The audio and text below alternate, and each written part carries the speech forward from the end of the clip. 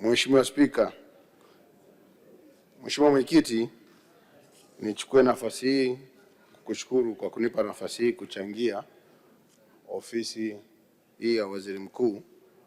Kwanza nianze kwa kumshukuru Mwenyezi Mungu mwingi wa rehema aliyetufikisha siku ya leo tukiwa wazima wenye afya njema, na leo tuko bungeni hapa.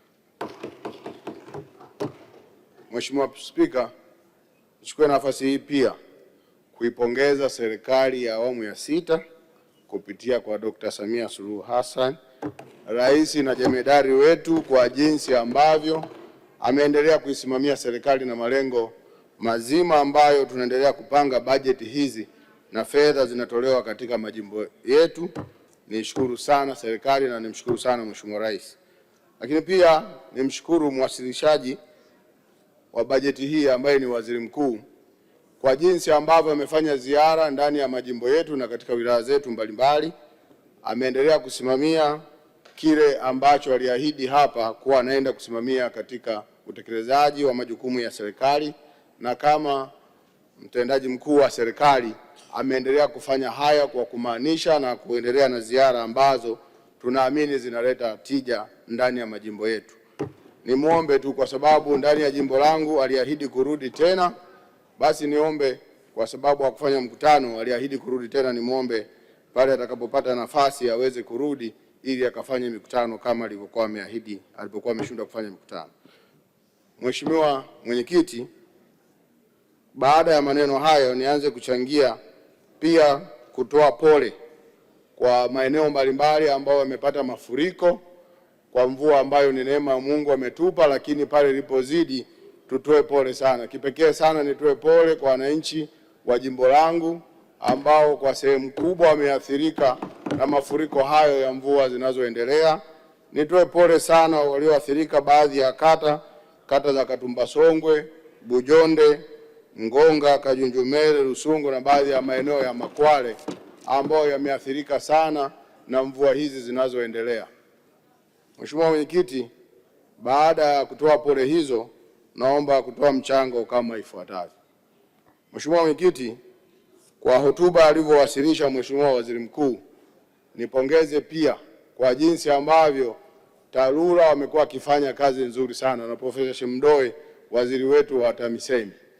Lakini baada ya mvua hizi, na maeneo mengi yameathirika na mvua hizi, hasa jimbo langu la Kyela, kwa sababu ni jimbo ambalo liko ukanda wa chini, TARURA nilikuwa naomba kipekee sana wapewe fedha za dharura ili kuweza kwenda kuirekebisha ile miundombinu ambayo imeharibika kwa sehemu kubwa sana.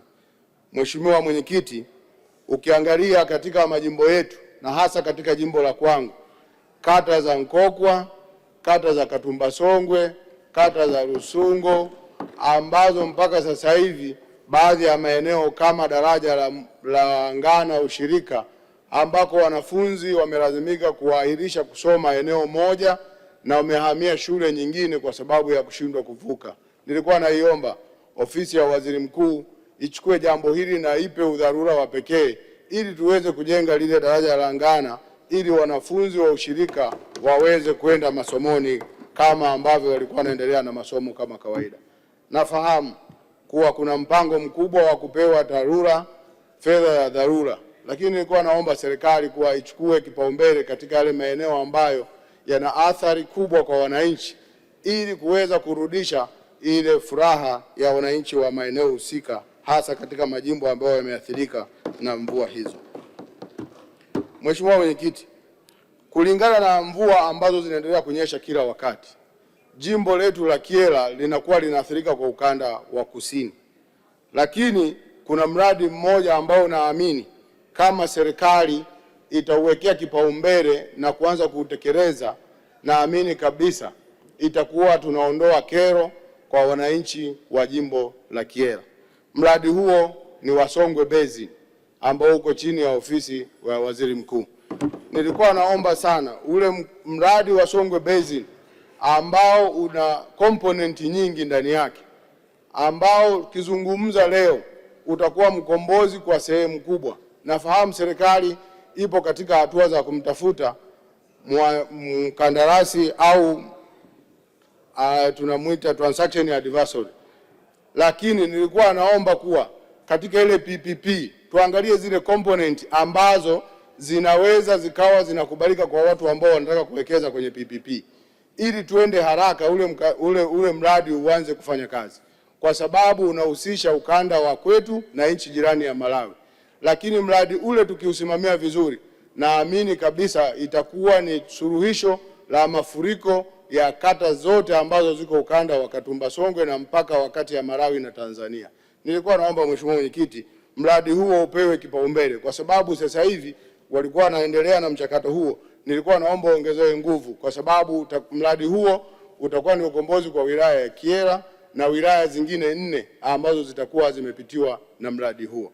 Nilikuwa niombe serikali kupitia kwa Waziri Mkuu, na alivyofika Kyela tulimwambia na tulimshauri kuwa mradi huo upewe kipaumbele katika miradi ambayo serikali itatoa kipaumbele.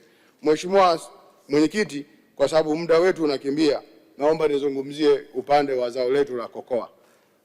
Zao letu la kokoa tunaendeshwa kwa mfumo wa stakabadhi za ghala, lakini kupitia stakabadhi za ghala bei imeendelea kushuka kwa jinsi ambavyo huko nje ambavyo wanaendelea kupigana. Nilikuwa niombe serikali kuwa angalau waone uwezekano kama alivyoahidi Mheshimiwa Rais katika hotuba yake na katika kampeni za uchaguzi wa mwaka huu, kwa atatujengea kiwanda cha kuongeza thamani zao la kokoa.